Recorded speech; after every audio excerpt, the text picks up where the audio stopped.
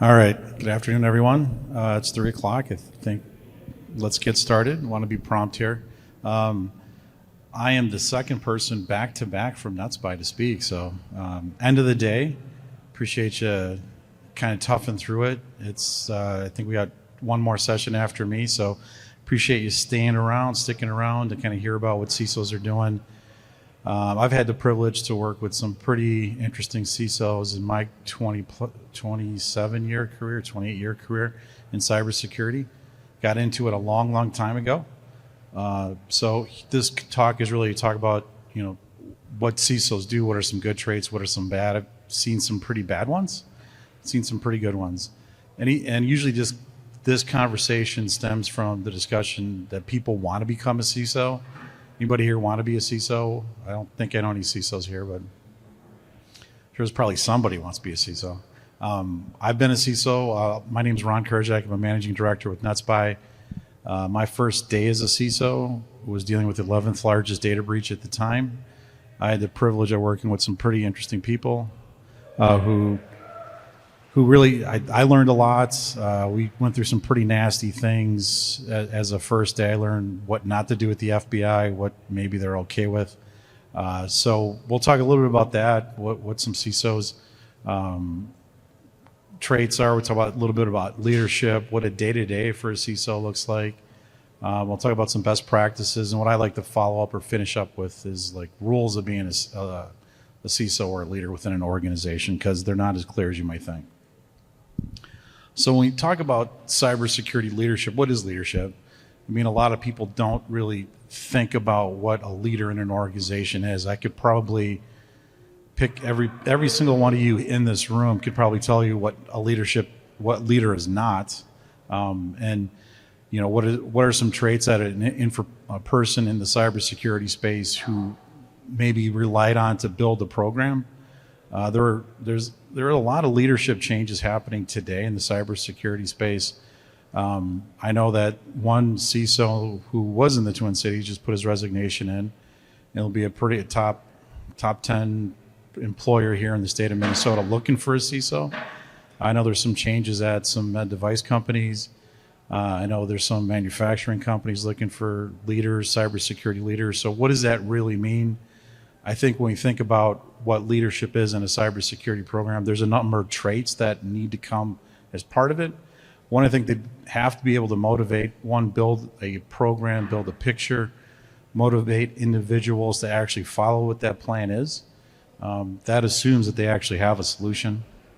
We'll talk a little bit about what a solution looks like, and just because you have a PowerPoint with one bullet point, that is not a strategy document. It may be a list of tasks, but it's not something that you could give to an auditor or to a team and say, hey, this is my program, this is what I'm going to build, this is how we're going to make the organization better moving forward. But I'm sure I could ask each and every one of you, what are some traits that you don't like that your cybersecurity or your leadership perform on a day-by-day basis? And we'll get into some of those. And again, this is discussional.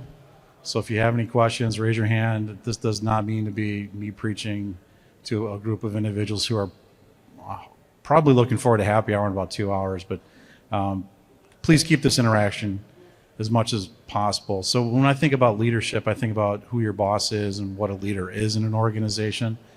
Bosses have a unique task. They may not be the leader in the organization, but they have a very distinct role within that organization. And they're going to drive execution. They're going to drive employees to actually do something. At the end of the day, things have to occur. You can think of the boss being the bad guy, the bad cop, and the leader being the good cop. Many organizations kind of split the two together. I know a lot of leaders who are great at painting a picture, couldn't finish a house or couldn't finish a program if their life depended on it. They are very much big picture. Someone else actually makes it happen. So if you're going to step into a leadership role within an organization, kind of find out which discipline you are. Are you better at executing? Are you better as a boss, as a manager? Do you like to take credits? I hear that all the time. People take credit for someone else's work. Those are more managers and bosses. leaders are really coaching individuals into what good looks like. They spend a lot of time on building people up, enabling people, not taking credit. I think they tend to push credit down to the individuals that actually do the work. And I think there's a real benefit in that. If you weren't part of it, why are you taking credit for it? I think is an important piece. Giving credit to those individuals, I think, stimulates them and gets them more bought into the picture. But figure out where you want to be and what you want to be at the end of the day. There's a lot of good managers and bosses out there, not as many good leaders. And one trait I have to say that I think CISOs are not very good at is asking for money. If you have to go back to your leadership and ask for funds or resources to actually do something, most of the ones I deal with, they have a real big hurdle against doing that. Nobody wants to go ask their boss for additional funds or resources to actually do something. So know that that'll be part of the job. If you're going to be a leader within an organization, you got to sell a story, you got to paint the picture, and you've got to get the funds to actually get the work done at the end of the day. But it hasn't always been this way. I think when I got into this industry 20 plus years ago, there were a lot of different cybersecurity leaders. The CFOs, I actually know a CISO who resigned, and the interim CISO is out of the finance department. Don't ask me why. There's something to be read into that. Maybe their budgetary process wasn't as astute or as in line to what the CFO was looking for, that kind of resulted in it. I know a lot of CISOs traditionally report up to the CIO. That has not changed. If I were up here about 5 years ago, I'd say there's a real push for CISOs to be elevated to the C-suite. Just because you have the word chief in your title does not make you an officer of the company. You actually have to be able to sign off and have signing authority. Most CISOs do not. Most CISOs have a threshold of where their budgets have to go to somebody else. That's a good litmus test to say this individual is actually a C-suite person or they're not. And when you think about cybersecurity in relation to these specialties, if the cybersecurity leader is positioned in the organization as a subordinate of these individuals, or they're vying for budget or for convenience or for something to stop, if they're not enabled to actually say no, they're not in a leadership position that's going to be effective. I know way too many CISOs who are set up for failure, and that's just the structure of the organization. So one thing I would say, if you're looking at your organization and your CISO is not at a real C-suite or they're not positioned, I've seen more CISOs positioned under the risk officer or the legal office department as opposed to the CISO, but or directly to the CEO. There are a few of those out there, and those are really positioned for success, but most CISOs who are not at the C-suite are really positioned to say no, because who's going to take the fall when bad things happen? Even though you may have a laundry list of why I couldn't do something, your head's still going to be on the chopping block when something bad happens. So we've come a long way. Things are very different than they were 20 years ago. I would also say that CISOs have this history of a negative context where I worked in departments where we were a department of no, and all we ever said was no. We never worked with the business units or with parts of the organization that actually enable them, and I think that's different today, where the security department is actually getting engaged. They're shifting left. They're being more engaged into the development of things and building security in, because it costs 10 times more money and resources to build in cybersecurity or security controls after something's already deployed. If you build it into the process, then it's a lot cheaper. But we have come a long way. We've got a long way to go before we really see effective CISOs in positions where they are enabled to say no. A lot of them just have the title, and it's nothing more than that. So I'm hoping that in the next 3 to 5 years we see a real shift where CISOs do become part of the C-suite, but I'm going to hold off until that 3-4 years out. So where did this term come from? Anybody know who this guy is? Vladimir Levin. This guy, this was early 1990s. I don't know if anybody here works for Citibank. Any hands up? I probably should. Oh, we got a Citibank person. So thank you. You weren't the only organization. but it was one of the early highlights of, I think, in the cybersecurity space.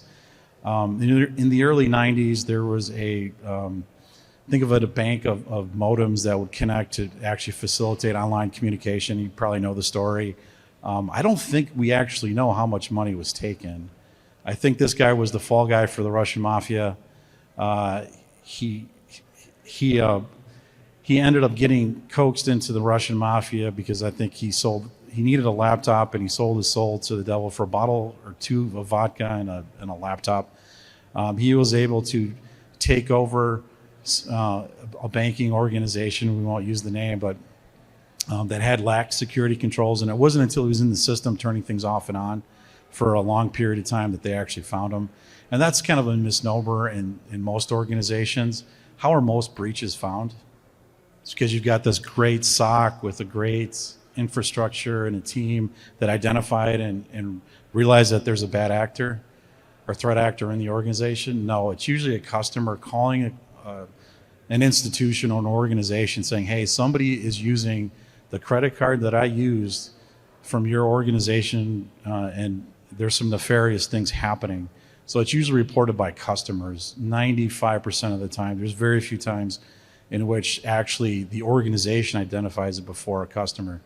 I think when I went to the University of Minnesota, I read on the news that my data was stolen from the early 90s. They didn't send me a letter, at least not yet. I don't know if anybody else got a letter from the U of M, but there are a lot of things that happen that cause organizations to really push to get our first CISO. Anybody know who the first CISO was?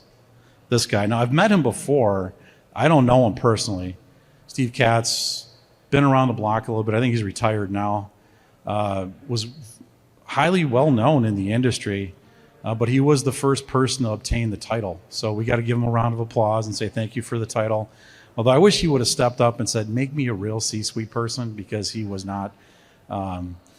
He kind of had the problem where, he reported to the CIO, and he was kind of hands tied by convenience and the chief information officer having the ability to kind of put him in line and say, we're not going to do this because we need this application needs to go to production. And I do know a lot of early CISOs were a big office to know, but it didn't do anything. Application still went to production. My first role out of college was as a programmer. There was, anybody want to guess back in the early 90s how many security classes we had in college? 0. I don't know what they are today. I hope there's more, but we spent very little time, actually 0 time, making sure that the code was secure against unauthorized access. If anything, the number one thing in our software development class was get it out of the door by the timeline. Timelines and getting it out before a competitor was what we had to deal with in the late 1990s. It was, hey, I don't remember how many times, or for a manufacturer, and their response was, our customer has this application already in production, you're a day late. And that's all I got critiqued on. It wasn't about how secure the code was. We did start looking at the first application I developed on my own as a professional. We did see a lot of nefarious activity out of Beijing, University of Beijing. Never understood why they were so interested in our Oracle order entry system. I thought that was pretty funny. Maybe because we had credit cards and bank account information. But the Chinese and the North Koreans were very interested in what we were doing. But the first CISO, there's a lot of CISOs with the title. Steve was the first. We got to give him a round of applause. He did make some changes, though. He did start with the governance model of the NIST 853, a model that most security programs, at least initially, were started. There was the British standard also, that in my first security director role, that's what I used. NIST is, you can map the two. There's no real differences from it, but out of it, we kind of start to think about what does a CISO build? Do they have to build risk into their programs? I would say 10, 15 years ago, all cybersecurity programs were very compliance driven. That means that you got a checklist and all you do is check it off if you had it. Do I have antivirus? Yes, okay, you're secure. We know now that that's not really a good way to build a sound cybersecurity program. It's got to be risk-based, driven on what's actually affecting the organization, sitting down and understanding where your threats are. Every organization I've been part of, at least as a cybersecurity leader, we sit down and we think about what a threat actor will do. We talk it through at least annually and say, if I was going to cause nefarious activity, how would I do it? Is there a web interface? Can I cut myself a check? Can I do something? Can I connect remotely? One of the first applications, as a CISO, I had actually physical security, and our camera systems were tied to our IT systems, and I didn't have to actually go into the office to review camera footage. So it did become a good luxury of us, especially as escalations would happen. But that meant I could log in. That means somebody else could log in, and we'd have good sound controls to ensure bad guys did not get in. Because if somebody was going to break into an organization and they were going to delete the camera footage, so we wouldn't know how, who, what, where, when. We did have a potential in my first CISO role. We had a break-in in which 2 safes were taken out of the finance department. We actually did not have any camera footage. Now, we thought that maybe somebody had logged in remotely. There was no remote login into that application. But when we did do a walk around, we did find that all the cameras were pushed either against the wall or they were not looking where they were supposed to. So we had a pretty big miss on the physical security side, and the only evidence that we had that we did submit to the FBI was a white truck without a cover that was moving through the parking lot from our workout facility at like 4:30 in the morning on a Sunday morning. Out of all the security controls we had in place, all the cameras, that was the only direct evidence we had of the theft. Fortunately, we were able to catch the perpetrators. We ended up putting 4 in jail for that unique case. We think there were 7 others that were on a phone being directed. So we didn't catch everybody. There's still some adversaries that made it out, but we were able to catch most of them. They did not talk under cross-examination. So unfortunately, we didn't catch everyone, but at least we did catch the majority of them, and we did figure out how they were able to determine which door to come in and which method of operation to use to get into the facility. We did change it after that, so we would sit down annually and figure out what worked, what didn't work, determining what our assets are. That was an interesting one. After that breach, we tried to say, okay, how many laptops do we have? We had no idea.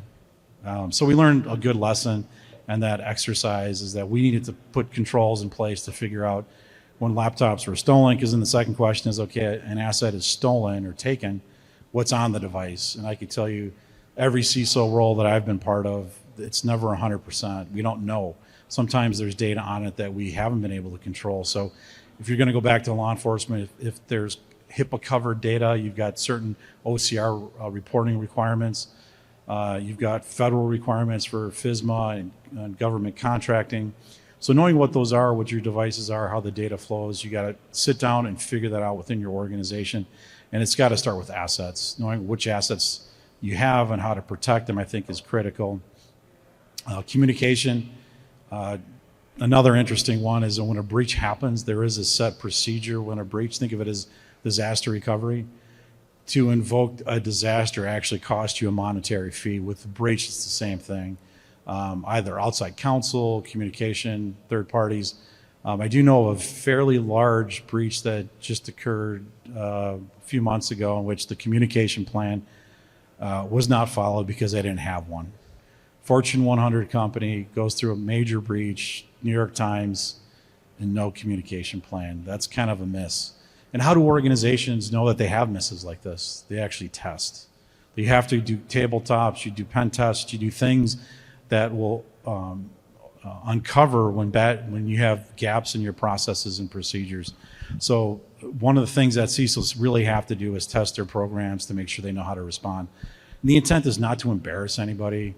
I've been in those tabletops where maybe I didn't have a great relationship with someone and we would argue about certain things and where things were at.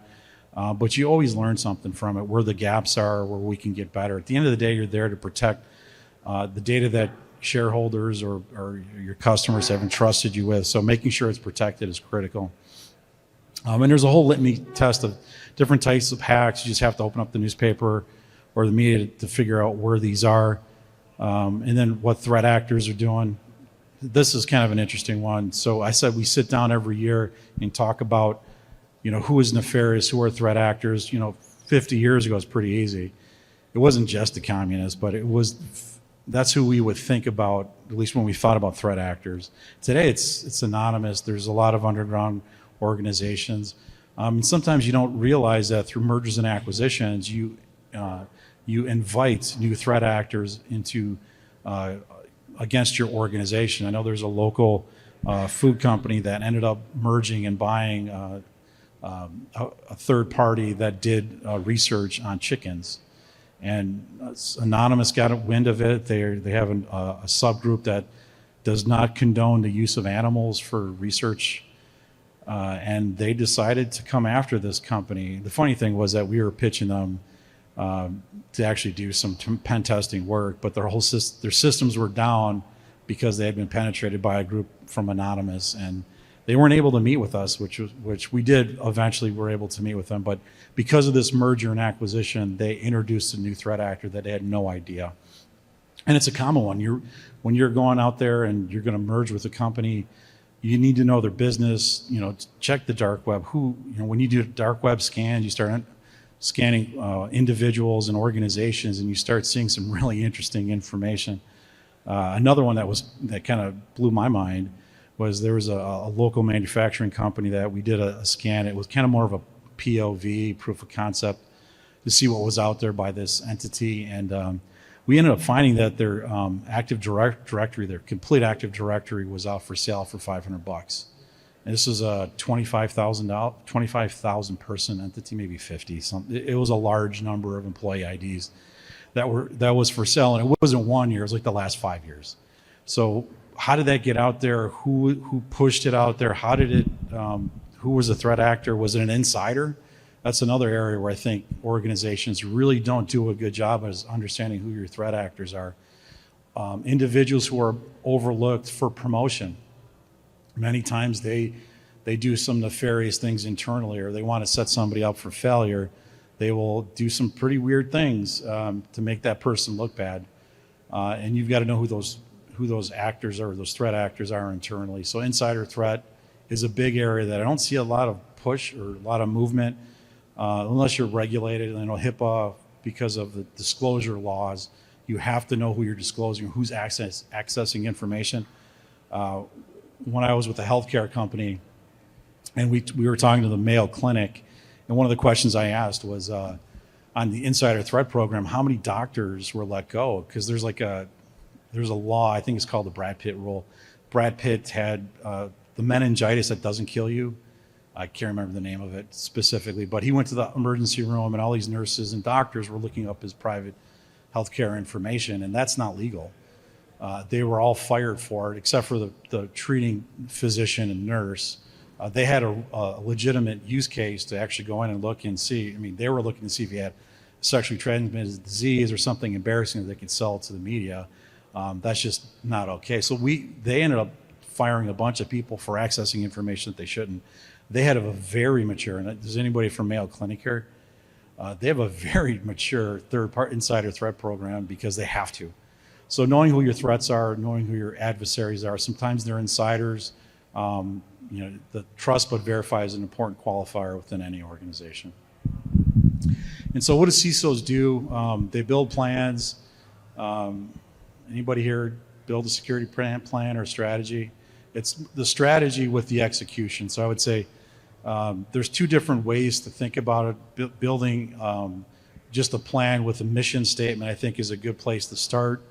Anybody here know their mission, know their organization's cybersecurity mission statement? Maybe you don't have one, but that's something you should have. And then thinking about policies and procedures, what are some basic things that every organization should have? Things like data classification. I hope everybody here has a data classification policy. I see a couple heads nodding. Excuse me. There are some basic things that every organization should have, and if you don't have them, you're behind the curve. So CISO's got to step in and do a quick gap assessment, figure out where they're deficient. Do they have a plan? Does their plan have teeth? I am blown away about how many Fortune 50 companies have policies that don't have teeth. So if I decide to take my badge off, or if I decide to send a PII record with 1 million social security numbers, I can't get fired because the rules are optional. That is a real thing in some pretty large organizations. So if you think so I always think of policies are the rules of what employees are supposed to do, and then there's some procedures that guide you as to what you're supposed to do. But if the rules aren't enforced, no one cares. And then what happens? It's the Wild West. Mergers and acquisitions happen. People start sharing information.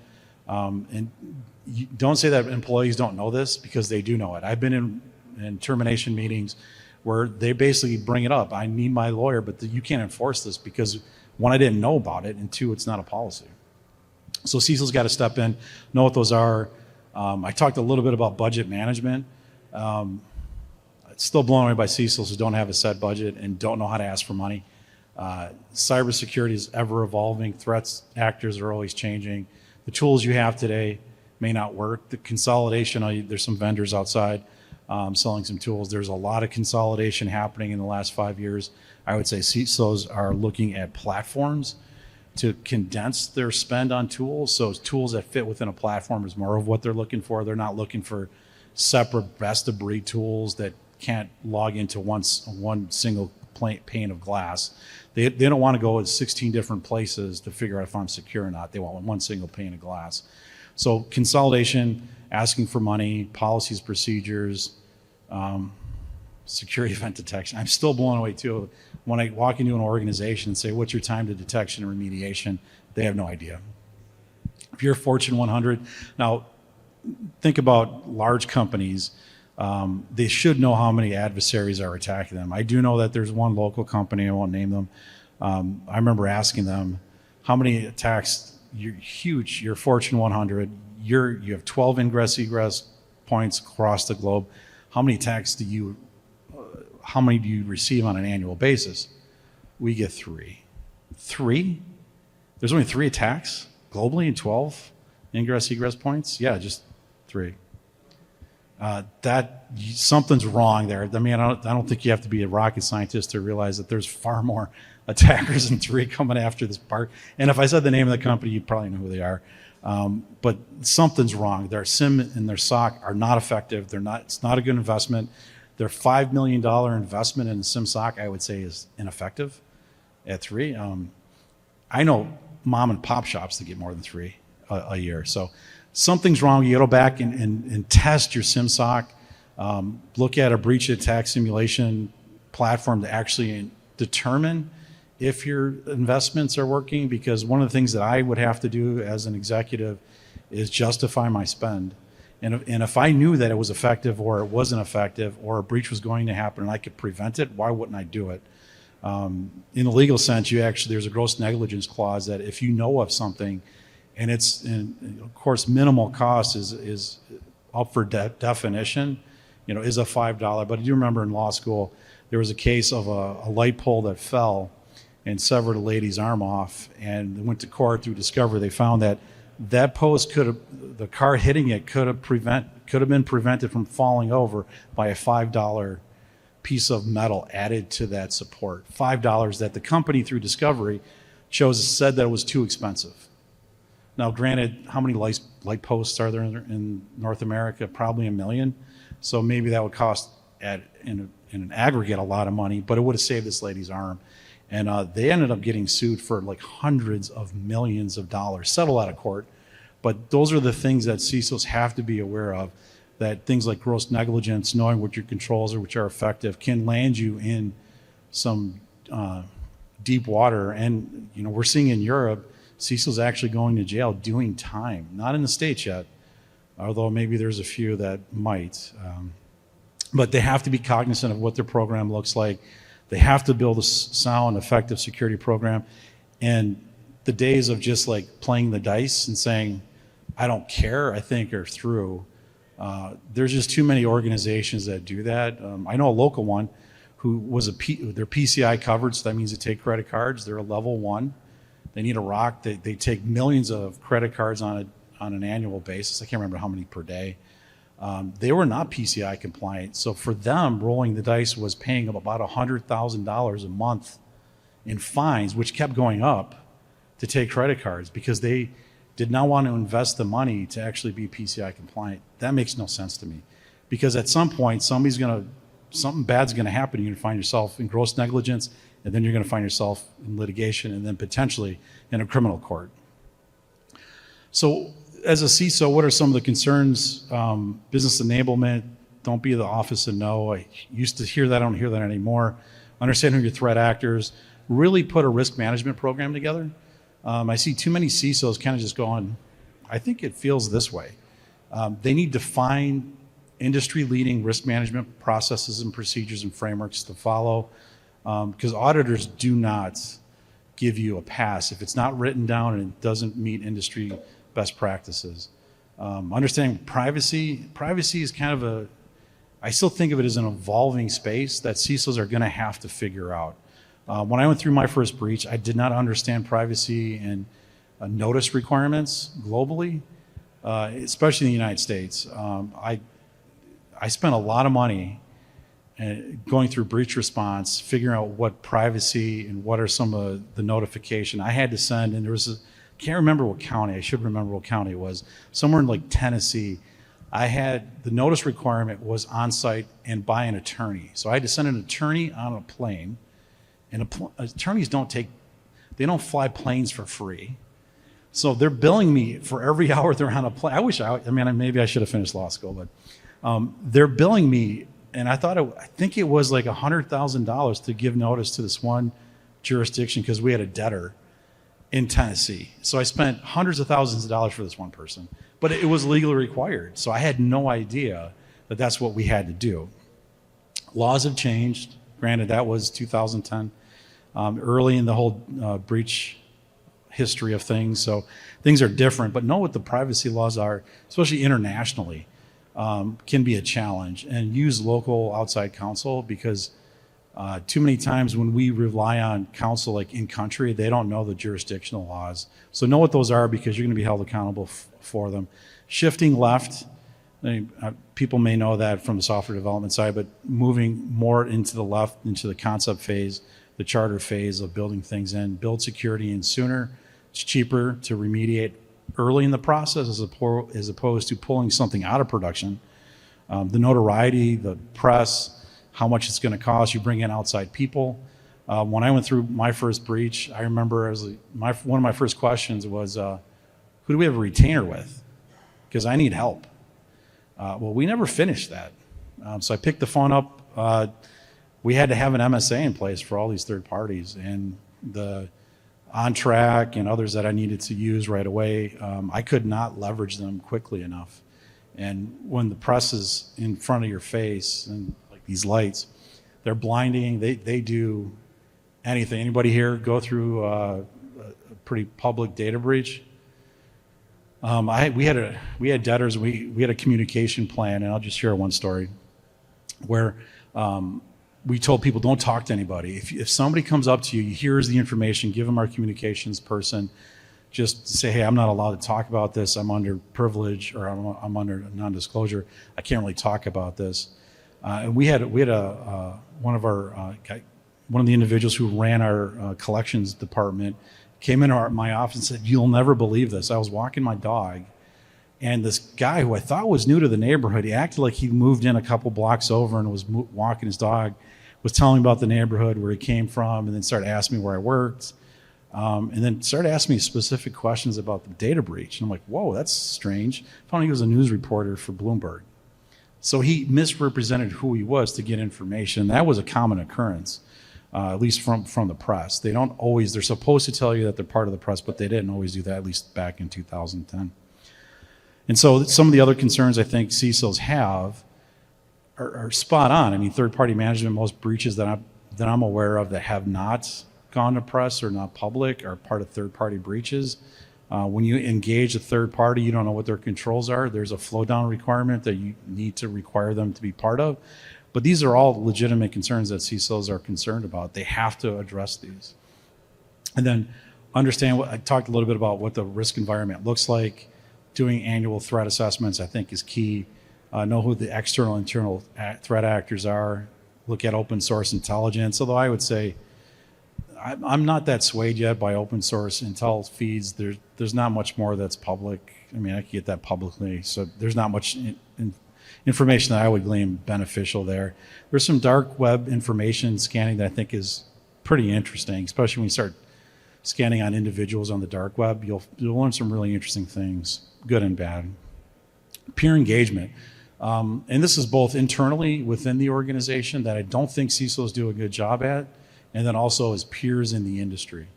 CISOs are a lot of them are introverted. They're IT professionals.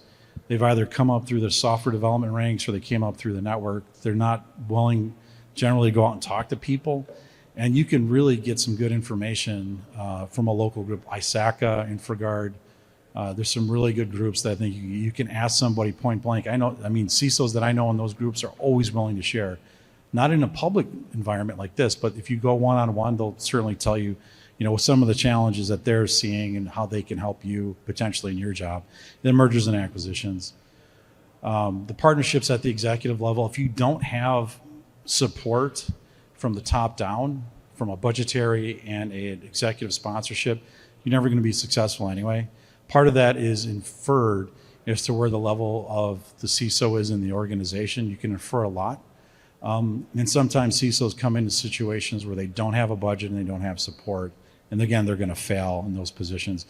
I'm always also surprised how my peers aren't always really good partners with internal audit, the legal department, or the HR. I'm always surprised. Those are my best friends. Every organization that I worked, either here in the Twin Cities or like in New York or Milwaukee, where I was a CISO for a company, I always sat down at least monthly with my security committee. These individuals were all part of it. And then we would meet individually as needed, especially with legal and HR. I felt like I was always meeting them. And then internal audit was like, if we think about good cop, bad cop, they were my bad cop. I didn't have to be the bad cop. I could leverage it down to them and say, you can be my tough, or you can be my stick, and I could be the governance side of it. So leverage internal audit. If you're going to be a CISO, build these relationships that'll help you in the long term, even in the short term. And then understand your organization all the way down to the plant level. If you're a manufacturing company, understand what your plants do, who's part of the plants. Every pen test I ever did, no matter where it was. Now, I didn't have budget always to do all of my locations, so I would do, every year I do 6 at different facilities. I'd move it around, but I always learned something. Always learned that people are nice and they hold doors open. Sometimes they have smoke breaks, so they don't want to open the door. They put a rock on the door. Those are all things that once you get down to those levels, those individual levels at facility levels, you really learn a lot about how they operate. And sometimes some bad things. And one of the organizations I worked for, we had a 60 minutes expose that was happening, which was not a good thing. It was something the company should have came down on a long time ago, but they did not have a heavy hand in making sure things were done appropriately. So getting down to that level can determine where the risks are within an organization and where your third parties, because a lot of those plants and third parties, the third-party vendors just walk in. There's no authentication. There's back doors all over the place. So knowing what those are, building those relationships, and then when something bad happens, it shouldn't be your first call with local law enforcement. Now, depending on your position, my first CISO role, I did not realize that where I was the night before, I don't know if anybody lives in Oakdale, but I was a CISO for a company across the street from, there's a facility called PINS. And I remember when local law enforcement came in, they said, oh, you're right by the PINS where they had a big gunfight. I'm like, what? There was a gun battle. There were 2 rival gangs the night of the breach in which 2 gangs opened fire at the PINS and carried it across the highway into our parking lot. And there were bullet holes in some of the bricks and some of the windows, which I had no idea that was such an area where there was a lot of potential nefarious actors. So knowing local law enforcement. So what did I do afterwards? I made sure I understood who my law enforcement colleagues were, know who the FBI is. I can bounce ideas and questions, just similar like what I would do with my peers. So when you're building a program, start with the committee. That's the HR department, and I would highly recommend build two different types. One is the executive committee, and then build a technical committee. Because if the overseeing committee figures out a technology, and I was at the state of Minnesota, I remember our security committee enforced encryption onto devices, and we spent I can't remember, it was like $250,000 on device encryption, and then we get it to our technical committee, and they're like, we can't support this. So you need to have both, I think, to really understand what the executive sponsorship is looking for, what is buy-in into the security program, and then technically what you can support and what you can't, because they're two different conversations. The executive committee does not get into technology at all, and vice versa. Understand what depth and defense and depth is. There's no one technology that's going to be the silver bullet for you. Know what compensating controls are in place, and sometimes they're going to save you. But make sure you test for all different types. So don't just think that my single factor authentication is going to be bulletproof, because it may not be, and it could be a compensating control that'll help you. Asset inventory, and here you got to know what you have to be able to protect it. If you don't know you have an asset, how do you know to protect it? Also understand how your data flows within your organization. Through and out, sometimes we'll tell you how consumers, and sometimes it's not nefarious, they're not malicious in nature.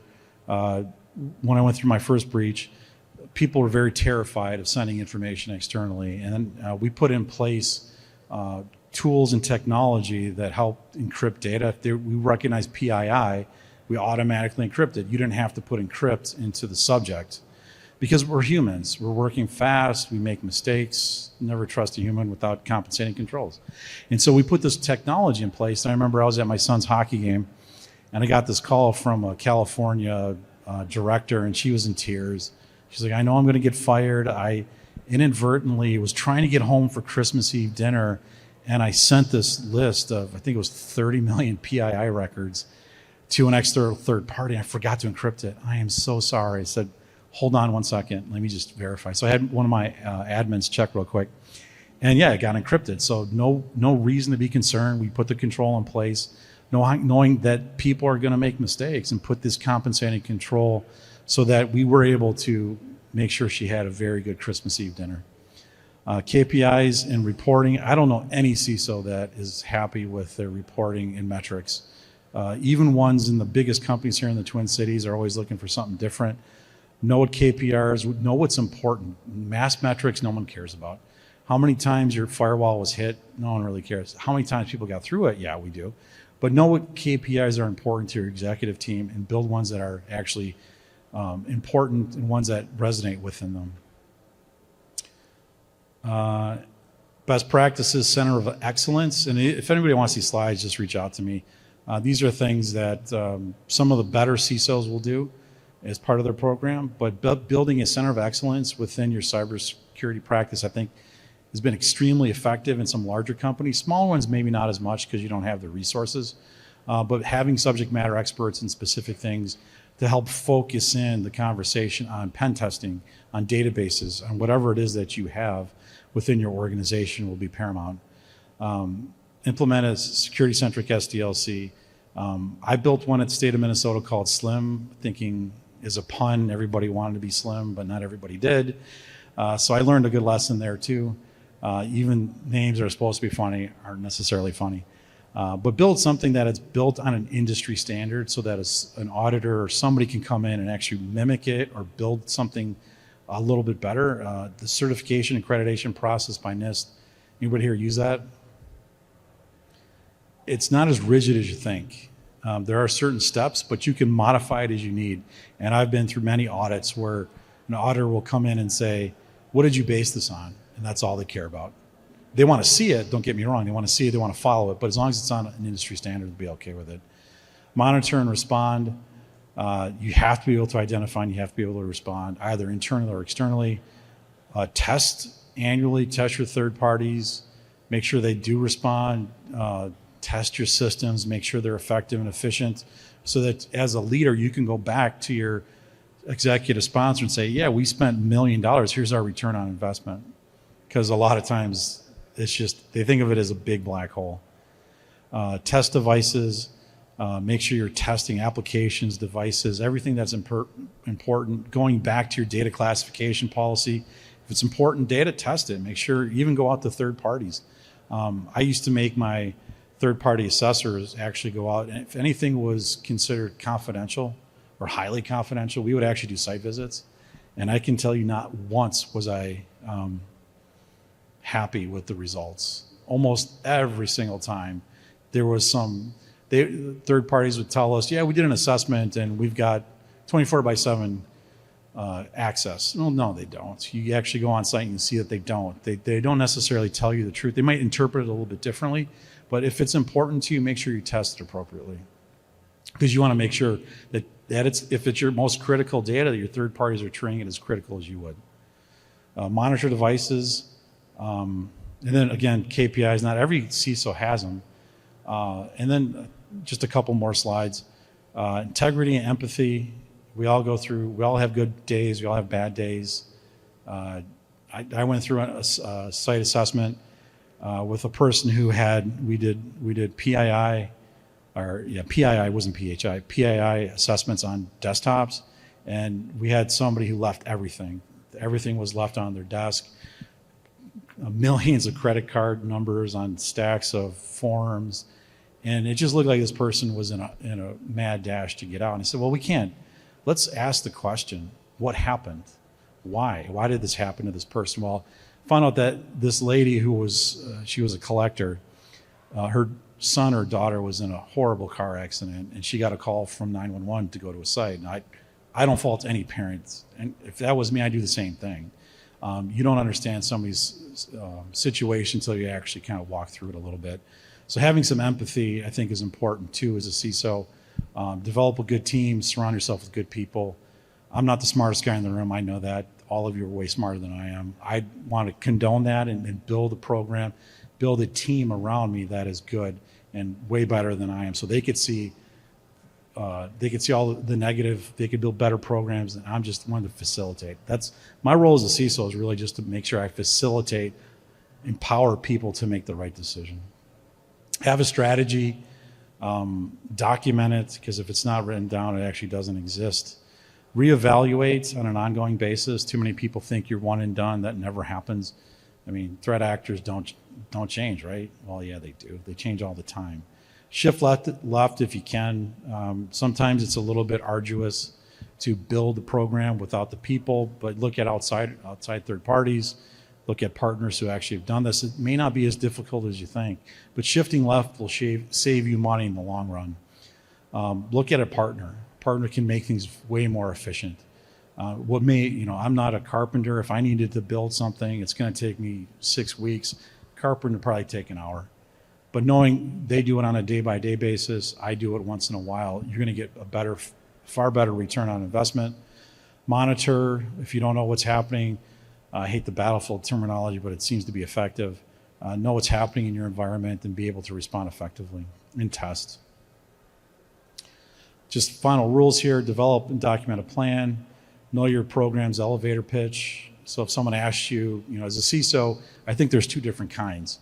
One is the first 5 years, you got to sell, or you got to build the program, and then after that you got to sell it so that you maintain your funding. And so CISOs may not be good at both. Some are very good at building the technical part and then moving into the sales. Probably not. Not everyone is. So there may be a transition, but know what that program, what are you doing? What are your high-level successes? Know what that elevator pitch is. Look at continuous improvement. You're not done. Security never ends. Guide by example. Talk the talk, but walk the walk. I don't know how many CISOs or how many CEOs I've worked for that were like, that password policy, that's not for me. Like, yeah, it is. No, I don't need multi-factor. That's for everyone else. Like, no, it's for you. But I don't have that problem like you do. It has to be consistent. So lead by example. There are no exceptions. Well, there shouldn't be. There could be like HIPAA requirements for exceptions, but leave it to that. It has to be a few, not a lot. Because what happens when you have too many exceptions becomes the norm. Motivate your team by empowering them.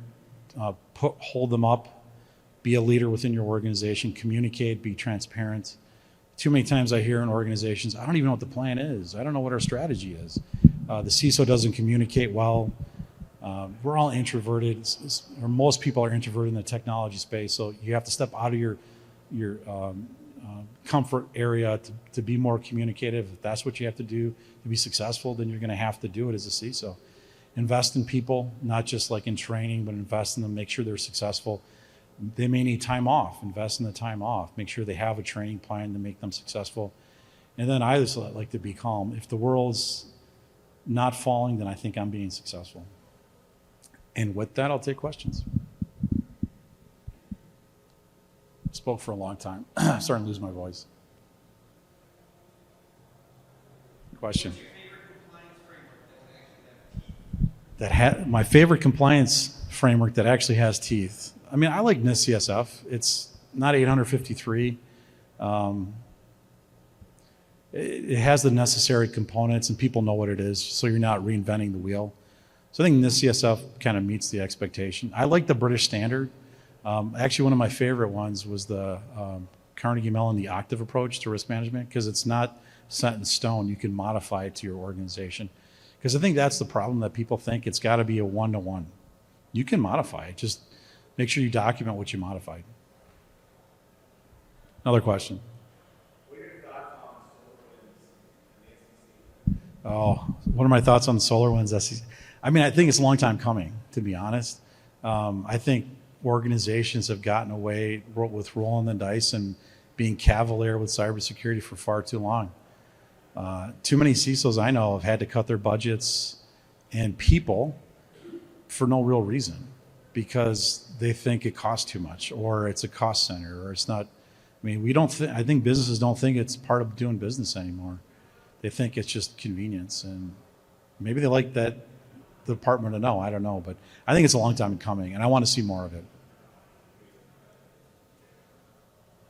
All right. Oh, one more. Isn't it a bit disingenuous, though, that the CISOs don't have a seat at the table until someone needs to go to jail, and then they're an executive in an office of the company? Well, I would say there's very few CISOs are very good at selling that message. There's a few. Yeah. They got to get better at it, and the reason why, sometimes I think they're very like, well, I just need more money. For what? Right. What's the reason? Answering that why. And when I was a CISO, I would always go to every facility and I would do something like this.